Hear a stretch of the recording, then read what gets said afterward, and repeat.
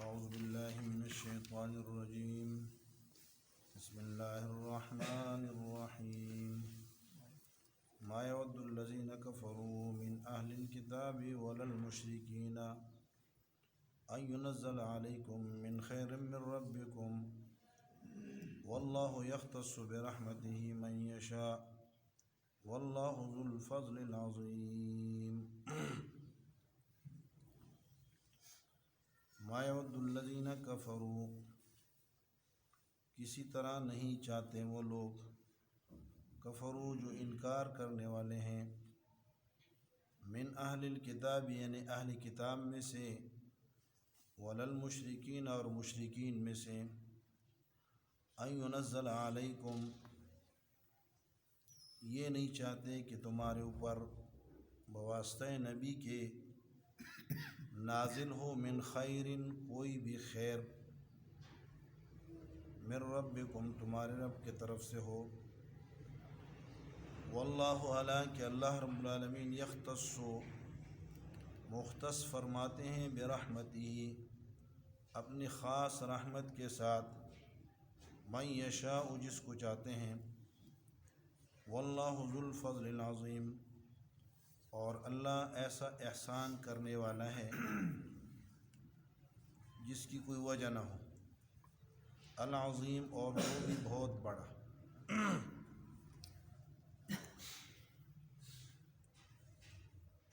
گزشتہ آیات میں یہود کے حوالے سے تفصیلی گفتگو ہوئی ہے، مختلف زاویوں اور مختلف اینگل سے اللہ رب العالمین نے امت محمدیہ کو یہ بات سمجھائی ہے کہ یہود تمہارے خیر خواہ بھی نہیں ہیں اور تمہارے نبی کے عزت اور عظمت ان سے برداشت بھی نہیں ہے، اور تمہارے نبی کی شان مقدسہ میں جتنا ان سے ہو سکے اور جیسے ہو سکے وہ کسی بھی گستاخی سے، یہاں تک کہ آپ کے قتل سے بھی وہ دریغ نہیں کرتے۔ اب ایک بات ہمیں یہ سوچنی چاہیے، سمجھنی چاہیے کہ قرآن نے یہود کا اتنا تفصیل کے ساتھ تعارف کیوں کروایا، اور پھر ان کی ایک ایک خباثت کو، ایک ایک شرارت کو اللہ رب العالمین بیان فرما رہے ہیں، اور ہمیں تنبیہ بھی کی کہ ان کی مشابہت اور ان کے ہم نوائی سے بچو۔ یا ایھا الذین آمنوا لا تقولوا راعنا، ان جیسے الفاظ بھی نہ بولو، ان جیسے اقوال، ان جیسے طرز زندگی، ان کی مشابہت، اس سے سختی سے منع فرمایا۔ تو کل کی آیت میں یہی بات فرمائی کہ یہ لوگ آپ علیہ الصلوۃ والسلام کی شان مقدسہ میں گستاخی کر کے اور آپ کی شان میں مشتبہ الفاظ بول کر، موہوم الفاظ بول کر عذاب علیم کے مستحق ہو گئے ہیں۔ تو آج کی آیت میں اس کی علت اور وجہ بتلائی جا رہی ہے کہ تاکہ مسلمانوں کو حقیقی معنوں میں ان سے نفرت ہو جائے، ان کے کل مشابہت سے اور ان کے طرز زندگی اپنانے سے، ان کے طریقوں پہ چلنے سے مسلمانوں کو محتاط رہنے کا حکم دیا گیا تھا۔ تو آج کی آیت میں بتلا رہے ہیں اس کی وجہ کیا ہے۔ اس کی وجہ یہ ہے کہ مشرکین ہو یا اہل کتاب، مشرکین مجوس یا مشرکین عرب یا دیگر مذاہب کے ماننے والے، یا اہل کتاب چاہے نصارہ ہیں یا یہود ہیں، دونوں کو آپ مسلمانوں کے ساتھ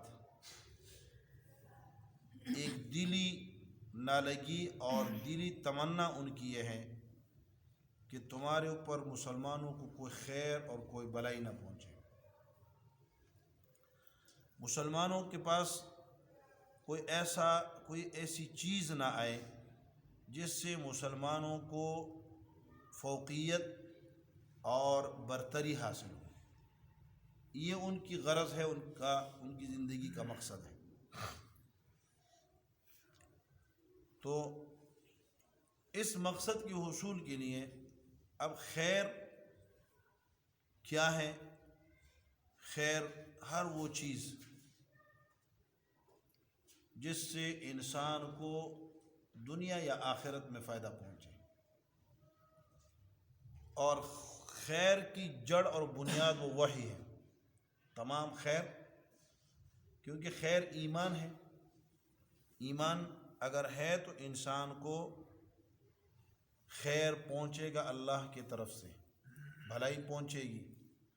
بھلائی وہ جنت سے لے کے اور دنیاوی نعمتوں تک ساری کی ساری کیا ہے؟ یہ بھلائیاں ہیں۔ تو ایمان اگر ہوگا تو بھلائی ملے گی، اور ایمان کہاں سے معلوم ہوتا ہے؟ وحی سے۔ عقل سے ایمان کا پتہ نہیں چل سکتا، کتنا بڑا عقل مند ہو اسے نہیں پتہ چلے گا کہ ایمانیات کس کس چیز پر ایمان رکھنا ہے۔ وحی کے ذریعے اس کا تعین کرنا پڑے گا۔ تو تمام خیروں کی جڑ اور بنیاد وہ وحی ہے۔ یہود و نصارہ اور مشرکین وہ اس حسد اور بغض میں مبتلا ہیں کہ مشرکین کہتے ہیں کہ ہم تو ان کا مقابلہ کرتے تھے، خاندانی مقابلہ، عزیز ولی کرتے تھے ان کے ساتھ، کہ انہوں نے بیت اللہ کی خدمت شروع کی، ہم نے بھی خدمت شروع کی۔ بنو ہاشم نے، ابو جہل کہتا ہے کہ انہوں نے بھی خدمت شروع کی، ہم نے بھی خدمت شروع کی۔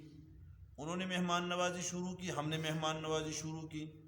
انہوں نے جو بھی خیر کا کام کیا، جس کام میں ہم نے ان کے ساتھ تنافس کر کے، مقابلہ کر کے ان کے ساتھ بالکل ایسے ہو گئے جیسے دو بیل ہل چلاتے ہوئے ایک دوسرے کے برابر ہو جاتے ہیں۔ ہم یہاں تک پہنچ گئے اور ان کے ہر قسم کی ہر عمل میں برابری کی۔ لیکن آخر کار یہ ہوا کہ ان میں ایک بندہ پیدا ہوا جو کہتا ہے کہ میں نبی ہوں۔ اب اس کا مقابلہ تو ہمارے پاس نہیں ہے، لہذا ہمارے پاس راستہ یہی ہے کہ ہم نہ مانیں۔ حاسد کے پاس، حسد کرنے والے کے پاس صرف ایک ہی راستہ ہوتا ہے نا، کہ میں نہیں مانتا، آپ اچھے ہیں، آپ کے اخلاق اچھے ہیں، آپ کی گفتگو اچھی ہے، آپ کا کردار اچھا ہے، آپ سب کچھ ہے، لیکن میں نہیں مانتا، مجھ سے کوئی منوا سکتا ہے؟ تو اس کو کہتے ہیں حسد۔ تو مشرکین تو اس بنیاد پہ نہیں مان رہے تھے، اور یہود اس بنیاد پہ نہیں مان رہے تھے، اس بنیاد پہ نہیں چاہ رہے تھے کہ مسلمانوں پہ خیر، کہ نبوت ایک تمغہ امتیاز ہے، ایک امتیازی منصب ہے، اور یہ بنی اسرائیل کے اندر چلا آ رہا تھا، بنی اسماعیل میں نہیں تھا۔ یہ منصب بنی اسرائیل یعنی یعقوب علیہ السلام کے اولاد میں یہ سلسلہ چل رہا تھا، لیکن وہ نبوت تو تھی، نبوتیں تھیں، لیکن وہ مخصوص اور محدود نبوتیں تھیں۔ جب اس نبوت کے تاج کا وقت آیا جس نے پورے کائنات کے لیے محیط اور عام ہونا تھا، تو وہ تاج بنی اسماعیل کے اولاد میں قریش کے اندر کسی کے سر پہ سجایا گیا، لہذا ہم اسے ماننے کے لیے تیار نہیں۔ تو یہود نے اس وقت سے یہ ترتیب بنائی کہ ہم جو وحی اترے تو اس میں کوئی چیز تلاش کر لیں، کوئی اعتراض کی چیز تلاش کر لیں۔ یہ جی جبرائیل لے کر آتے ہیں اس لیے نہیں مانتے، یہ اس میں سلیمان علیہ السلام کا تذکرہ ہے، ہم اس لیے نہیں مانتے، اس میں یہ ہاروت ماروت کا ذکر ہے، ہم اس لیے نہیں مانتے۔ یہ بہانے ڈھونڈتے رہے اور مسلمانوں کو اسے متزلزل کرنے اور پیچھے ہٹانے کی ترکیبیں کرتے رہے. یہ ہمیشہ سے ان کی اس وقت نزول وحی کے درمیان بھی ان کا طریقہ کار یہی تھا. اور بعد میں جب جیسے جیسے مسلمان ایسا بھی در جیسے جیسے مسلمان کمزور پڑتے گئے ان کی وہ سازشیں کامیابی کی طرف چل پڑی. جب مسلمان پکے تھے، قرآن کے ساتھ ان کا تعلق مضبوط تھا، مستحکم تھا، قرآن کو وہ کیا سمجھتے تھے، قرآن کا کوئی حکم معطل ہو ہماری زندگیاں ختم ہو جائیں. ابوبکر صدیق رضی اللہ عنہ نے کیا کہا کہ جو اونٹ کے ساتھ اونٹ کی رسی دیتا تھا، اگر وہ رسی بھی منع کرے گا تو ابوبکر اس سے قتال کرے گا، اس سے لڑے گا. انہوں نے کہا دو راستے نہیں ہیں، ایک ہی راستہ ہے، یا تو نبی علیہ الصلوۃ والسلام کی سنت زندہ رہے گی یا ابوبکر زندہ رہے گا. تو جب مسلمانوں کے اندر یہ چیز موجود تھی تو تب تو یہود و نصارہ کی یہ خواہش اور یہ چاہت، یہ ان کی حسرت ہی رہی اور ان کے دل کے اندر وہ اس پہ مرتے رہے، کڑتے رہے، لیکن وہ کامیاب نہیں ہو سکے. لیکن جیسے جیسے مسلمانوں میں انحطاط کا زمانہ آتا رہا اور انہوں نے جو جال بنے تھے وہ جال کامیاب ہوتے رہے تو مسلمان کا رشتہ ناتا انہوں نے قرآن سے کاٹ دیا ہے. اور جب انہوں نے مسلمان کا رشتہ ناتا قرآن سے کاٹا ہے تب سے وہ کامیابی کی طرف چل پڑے ہیں. مسلمان ناکامی کے راہ ہو گیا ہے اور ناکامی ہی کی طرف چلتا جا رہا ہے. اس لیے قرآن نے ابتدا میں جو ترتیب قرآنی ہے اور ترتیب عثمانی ہے اس کی ابتدا ہی سے مسلمانوں کو یہ سمجھا رہا ہے قرآن کہ مسلمانوں ان کو سمجھو، یہ تمہارے دشمن ہیں، یہ تمہارے بدخواہ ہیں، تمہارے خیر خواہ نہیں ہو سکتے، یہ تم سے تمہارا دین چھیننا چاہتے ہیں. جو خیر عظیم تمہارے پاس آیا ہے وہی، اس وہی کی نعمت سے یہ تمہیں محروم کرنا چاہتے ہیں. اور اس کے لیے انہوں نے ترتیبیں کیا سوچی، ایسے طریقے بتا دیے، ایسے طریقے بنا لیے. میں نے آپ سے عرض کی تھی کہ القدس میں بیٹھ کے جب انہوں نے پورا تفصیل کے ساتھ اسلام کا مطالعہ کیا اور اس پہ بہت بڑی کانفرنس کی تو اس نتیجے پہ یہ پہنچے تھے کہ مسلمانوں کا ناتا رشتہ قرآن سے کاٹو ورنہ تم کچھ نہیں ہو. تو جب تک مسلمان کا رشتہ قرآن سے جڑا رہا اور قرآن کے ساتھ مسلمان کا تعلق رہا، قرآن کو مسلمان صرف ختموں کی کتاب نہیں سمجھ رہا تھا، قرآن کو مسلمان صرف برکت کی کتاب نہیں سمجھ رہا تھا. یہ برکت کی کتاب ہے، برکات قرآن کی بے شمار ہیں. جس گھر میں قرآن پڑھا ہو اس کی بے شمار برکات نازل ہوتی ہیں. جہاں قرآن پڑھا جائے وہاں برکات کا نزول ہوتا ہے. لیکن قرآن آیا اس لیے نہیں ہے کہ اس سے برکتیں حاصل کی جائے اور اس کو جو ہے نا مردہ کوئی بندہ مر جائے تو اس کے بعد اس کا ختم دوایا جائے، نہیں. یہ قرآن کا ایک نظام تھا، ایک سسٹم تھا، اس کے لیے آیا تھا. تو مشرکین اور اہل کتاب وہ چاہتے تھے کہ مسلمان اس وحی سے کٹ جائے. اور شیخ الہند محمود الحسن رحمۃ اللہ علیہ نے فرمایا کہ میں نے مسلمانوں کی موجودہ 100 سال پہلے کی جو پستی تھی، اب ہم کتنے پستی میں جا چکے ہیں وہ اس کی تو انتہا نہیں رہی. لیکن اس وقت جو پستی تھی، فرمایا میں نے اس کے اوپر جیل کے کال کوٹلیوں میں تنہائیوں میں غور کیا ہے اور مجھے پتہ چلا ہے کہ دو چیزیں مسلمانوں کو موجودہ پستی کے راستے پہ لگا چکی ہیں، یہ نیچے کی طرف جا رہی ہیں. ایک مسلمانوں کا آپس میں لڑنا، آپس کے اختلافات، فروعی اختلافات، مذہبی اختلافات، یہ فرقہ وہ فرقہ، یہ جماعت وہ جماعت، اور دوسرا مسلمانوں کو قرآن سے رشتہ کرنا. پتہ ہی نہیں چلتا مسلمان کو. یورپ میں مرزائی اپنا قرآن پکڑا دیتے ہیں، یہ پڑھو، وہ پڑھنا شروع کر دیتے ہیں. یورپ میں کیا اگر ہمیں دے دیا جائے، ہمیں یہاں کسی محلے میں کسی کو مرزائی اپنا قرآن اپنا ترجمہ کیا ہوا لا کے کسی مسلمان کو پکڑا دے کہ بھائی جان آپ نے یہ پڑھنا ہے، اسے پتہ نہیں، کوئی پتہ نہیں چلے گا، وہ بس اسی کو پڑھے گا. وہ جہاں کہیں اس نے ڈنڈی ماری ہوگی اس ڈنڈی کو بھی پڑھے گا.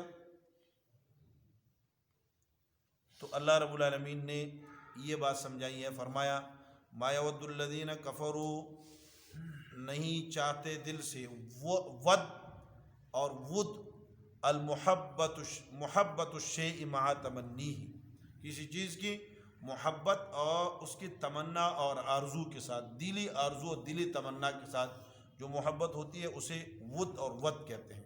ود یود ودن محبت.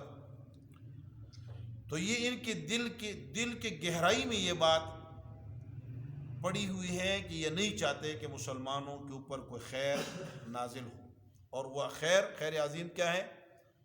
مفسر قرآن علامہ جلال الدین سیوطی رحمۃ اللہ علیہ فرماتے ہیں الوحی، یہ وحی. ابن عباس رضی اللہ عنہ سے روایت ہے الاسلام، یعنی خیر سے مراد اسلام ہے. اور امام بیضاوی رحمۃ اللہ علیہ نے لکھا ہے کہ خیر کی 3 معنی ہیں: علم، وحی، علم اور نصرت الہی. یہ تینوں معنی ہو سکتے ہیں. تو ابن عباس رضی اللہ عنہ جو معنی کیے ہیں، علامہ ابن کثیر رحمۃ اللہ علیہ فرماتے ہیں کہ یہ معنی عام ہو جاتے ہیں. امام بیضاوی رحمۃ اللہ علیہ فرماتے ہیں کہ ایسا معنی کرنا چاہیے جو کیا ہو، جو تینوں معنوں کو عام ہو، وحی کو بھی عام ہو، علم کو بھی عام ہو، اور کس کو، نصرت الہیہ کو بھی عام ہو. تو وہ اسلام ہے. یعنی اسلام وہ نہیں چاہتے کہ مسلمانوں کے پاس اسلام رہے، اس لیے وہ مسلمانوں سے اسلام کو ختم کرنے کے لیے تدریجاً وہ آگے بڑھ رہے ہیں. مسلمانوں میں کیا ہو، تہذیب کا فقدان ہو، مسلمانوں میں اباحت پسندی آ جائے. شراب کو مباح سمجھ لے، کوئی بات نہیں، کر لیے تو کیا ہو گیا. لباس انگریز والا پہن لو، کوئی بات نہیں، کوئی مسئلہ نہیں. شکل صورت انگریز والے بنائے، کوئی بات نہیں، کوئی مسئلہ نہیں. یہ اباحت پسندی، کوئی ہر چیز کو مباح سمجھ لے، چلو کوئی مسئلہ نہیں. یہ کوئی مسئلہ، یہ باقاعدہ طور پہ پلاننگ کر کے مسلمانوں کی ذہن سازی کی گئی. اور مسلمان جو ہے نا وہ اس کو ٹارگٹ ہے، کفر کا ٹارگٹ مسلمان ہے. لہذا مسلمان کا ٹارگٹ کون ہونا چاہیے؟ کفر ہونا چاہیے. مسلمان کا ٹارگٹ کفر ہونا چاہیے. یہود و نصارہ جو اپنے جو ہے نا پر پھیلا کر مسلمانوں کے اوپر جو ہے نا گدوں کی طرح وہ ٹوٹ پڑے ہیں اور آ رہے ہیں، مسلمانوں کو اٹھا رہے ہیں، ختم کر رہے ہیں. تو ان سے مسلمانوں کو کیا ہونا چاہیے؟ چکنا ہونا چاہیے اور دھیان میں رکھنا چاہیے. اب انہوں نے یہاں تک بات کر لی ہے کہ ہمارے علماء کرام بھی، بعض علماء کرام کو بھی کیا کر لی ہے، وہ بیانات آ رہے ہیں کہ بھائی تسلیم کرو، مانو.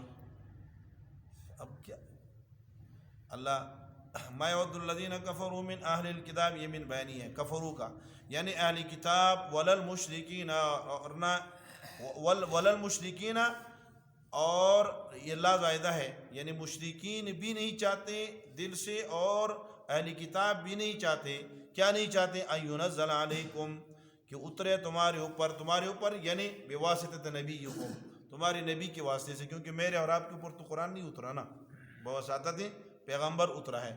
ان ینزل علیکم، کہ اترے تمہارے اوپر بواسطۃ نبی صلی اللہ علیہ وسلم، من خیر، کوئی بھی بلائی اور خیر، وحی یا اسلام تمہارے پاس آئے، من ربکم، رب کے طرف سے.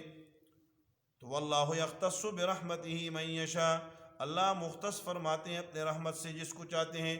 تو قرآن اور وحی اللہ کی بہت بڑی رحمت ہے، اللہ کی رحمتوں کی منتہا ہے. اللہ کی رحمتوں کی سب سے بڑی رحمت، جتنی دنیا کی رحمتیں ہیں ساری کی ساری رحمتیں، نعمتیں جمع کر لی جائیں، اللہ رب العالمین کیا فرماتے ہیں؟ الرحمن، بڑی بڑی رحمتیں کرنے والا. رحمان کا معنی کیا ہوتا ہے؟ بڑی بڑی رحمت کرنے والا. الرحمن علم القرآن، اس کی سب سے بڑی رحمت اور سب سے بڑی مہربانی اس کی کیا ہے؟ کہ قرآن سکھلا دے. تو اگر ہمارا رشتہ تعلق قرآن سے جڑا ہوا ہے، ہم کہتے ہیں الحمدللہ، اللہ تیرا شکر ہے. اگر نہیں جڑا ہوا، ٹوٹا ہوا ہے، تو سمجھو کہ اللہ نے جس رحمت کے ساتھ رحمت للعالمین کو مختص فرمایا تھا، اس رحمت سے ہم دور چلے گئے. واللہ یختص برحمتہ، اللہ اپنی رحمت یعنی وحی اور اسلام سے مختص فرماتا ہے من یشاء، جس کو چاہتا ہے. واللہ ذو الفضل العظیم، اور اللہ سے فضل والے ہیں. الفضل ابتداء احسان بلا علت، یعنی ایسا احسان اور ابتدائی احسان جس کی کوئی وجہ نہ ہو. خواہ اللہ رب العالمین کیا کرتے ہیں؟ احسانات کرتے ہیں.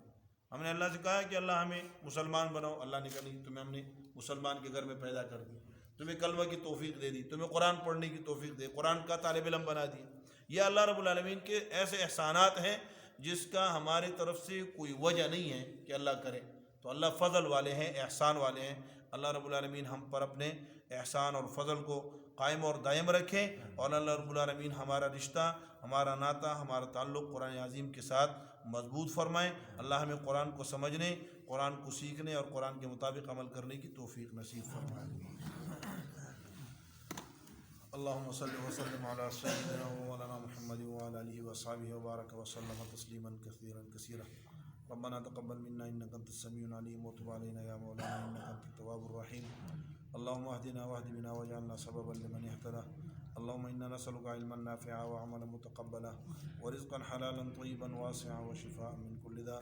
اللہم اشف مرضانا ومرضى المسلمین، اللہم ادفع بلیاتنا وبلیات المسلمین، اللہم اقض حاجتنا وحاجات المسلمین، اللہم استر عوراتنا وعورات المسلمین، اللہم توفنا مسلما والحقنا بالصالحین۔ صلی اللہ تعالی علی النبی الکریم وعلی آلہ وسلم۔